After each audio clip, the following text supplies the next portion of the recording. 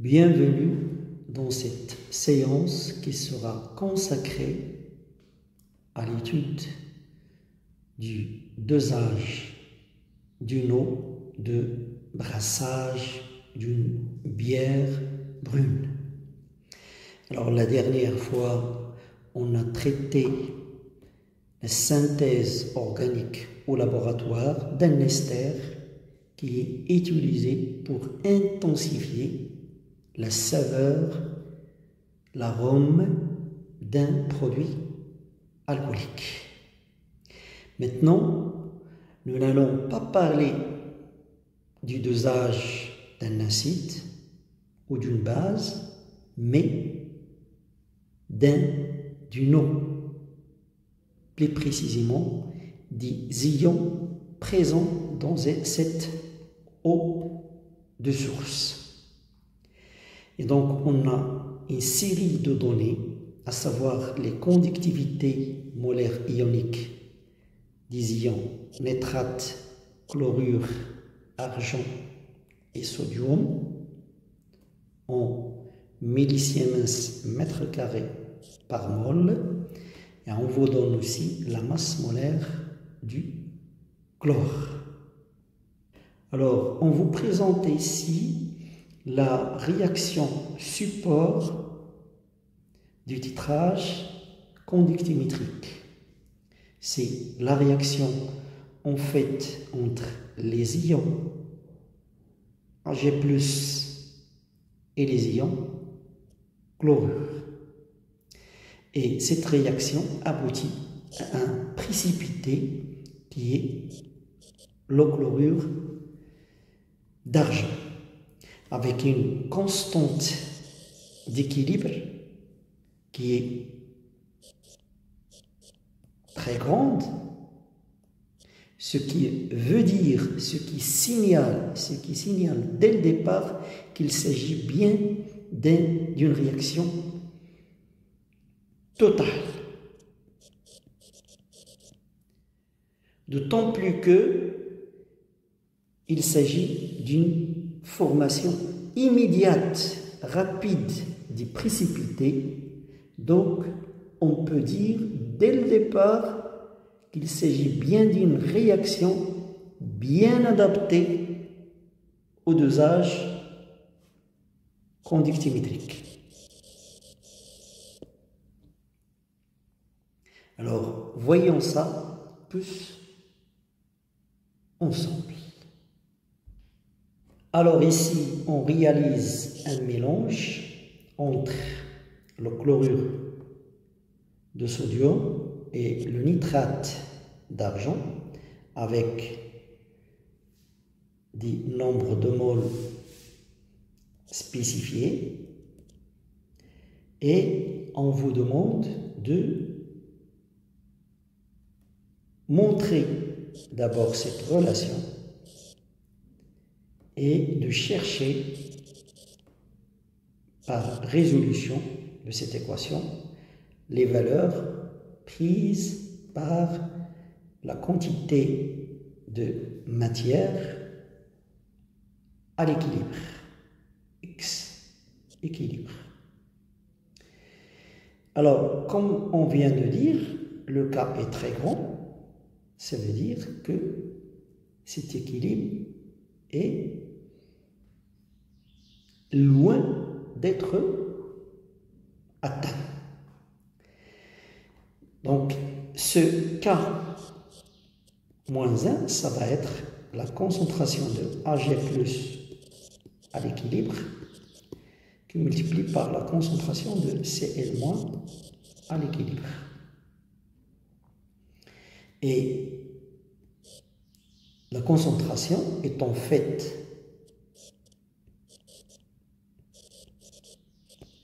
le nombre de moles à l'équilibre sur le volume de la solution. Donc ici, le volume, normalement, ça va être le volume total, c'est-à-dire la somme des deux volumes, V1 plus V2. Donc ça va être, et le nombre de moles, c'est le nombre de moles initial moins le nombre de moles. Donc en fait, ça va être CI VI moins X à l'équilibre sur le volume total V1 plus V2. Donc en fait ici, les coefficients stoichiométriques sont tous égaux à 1 et donc on a ça. Donc je peux prendre une référence C0 pour avoir cette constante en fait qui est sans dimension. Donc si on applique ça, donc on arrive à cette relation K qui est l'inverse du produit AG plus CL- qui va nous donner cette relation. Alors maintenant, si on cherche à déterminer la valeur de X à l'équilibre en résolvant cette équation-là, avec K, c'est donné ici, donc on trouve deux valeurs, X1 et X2. Alors on nous demande ici de préciser la solution retenue. Alors si on calcule les quantités de matière initiale,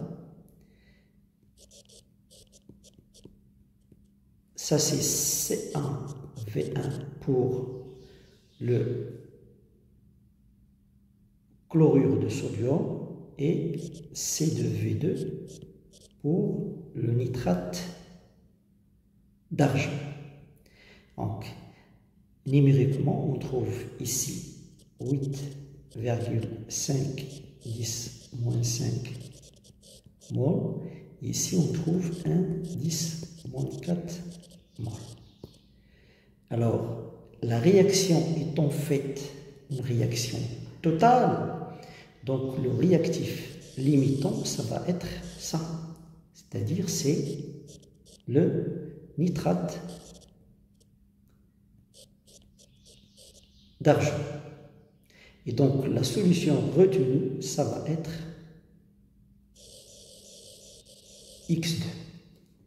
X1 ne va pas être retenu. Et dans la question suivante, on nous demande de discuter si cette transformation, si cette réaction de précipitation de chlorure d'argent est bien adaptée au titrage des ions chlorure présents dans une eau de source. Alors en fait, c'est une réaction totale, d'autant plus que le précipité est obtenu de façon immédiate, rapide. Donc, cette réaction est bien adaptée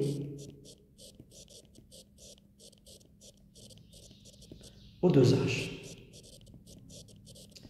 Au dosage conductimétrique des ions chlorure présents dans une eau utilisée pour la fabrication d'un produit alcoolique brune. Alors, on nous propose ici une eau de source pour le brassage d'une bière donnée, avec une prise d'essai qui est 100 ml, donc qu'on met dans un bécher. Donc ici, on a un volume V1 avec une concentration inconnue Cx de cette eau, plus précisément des ions chlorure. Et dans la burette, on met une solution de nitrate d'argent de concentration contenue.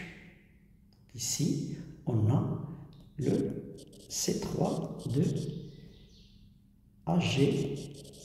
AgNO3.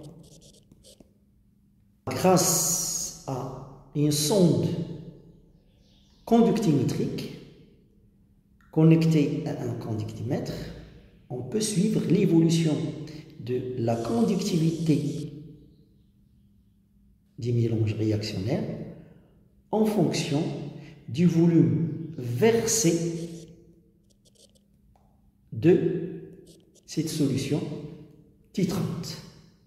Alors, dans le bécher, on a la solution titrée. La burette, on a une solution titrante de nitrate d'argent. Et on rajoute une sonde conductimétrique connectée à un conductimètre et un agitateur magnétique muni d'un barreau magnétique pour maintenir une agitation régulière. Et tout ça, bien sûr, on met une potence ici. Une potence pour fixer le montage. Alors, la courbe qui montre l'évolution de cette conductivité de la solution en fonction du volume versé est donnée ici. Alors, on voit bien que cette conductivité, au fur et à mesure qu'on verse le nitrate d'argent, c'est-à-dire la solution titrante, cette conductivité qui diminue légèrement. Alors, pourquoi ça diminue légèrement? Parce que les ions Ag+ sont consommés suite à la réaction Ag++ Cl donne AgCl. Donc, la concentration des ions Ag+ va diminuer et de fait que la conductivité des ions nitrate est sensiblement égale à celle des ions Cl-, les ions Cl- vont aussi diminuer du fait de la réaction, bien sûr, de précipitation du chlorure d'argent. Et donc, ce NO3- qui va compenser cette diminution de ces ions Cl. Et à partir du volume versé à l'équivalence, cette conductivité va augmenter. Pourquoi ça augmente? Parce que les ions Ag+ augmentés ne vont pas réagir. Donc, il y aura un excès d'Ag+, et cette augmentation va expliquer l'augmentation de la conductivité. Alors maintenant, le volume versé à l'équivalence va nous être utile pour déterminer la concentration massique des ions chlorure présentes dans cette eau de source. Comment cela? On écrit tout simplement la relation d'équivalence, à savoir le nombre de moles des ions chlorure présents dans le bécher initialement, c'est-à-dire avant verser la solution titrante, c'est égal au nombre de moles des ions Ag+ apportés par la solution titrante à l'équivalence. Et donc, ce qui veut dire que Cx fois le volume de la prise d'IC, qui est V1 100 ml, n'est rien d'autre que C3 V3 à l'équivalence. Donc, on tire Cx, ça va nous donner numériquement 1,210 moins 3 mol par litre. On va en déduire la concentration massique des ions Cl-, c'est égal à Cx fois la masse molaire du chlore. Donc c'est 1,210 moins 3 fois 35,5 grammes par mol. Et ça va nous donner au total une valeur de 42 mg par litre. Cette valeur-là est inférieure à 100 mg par litre nécessaire pour fabriquer la bière brune. Et donc, on en déduit comme conclusion que cette eau ne convient pas, donc il est inconvenable pour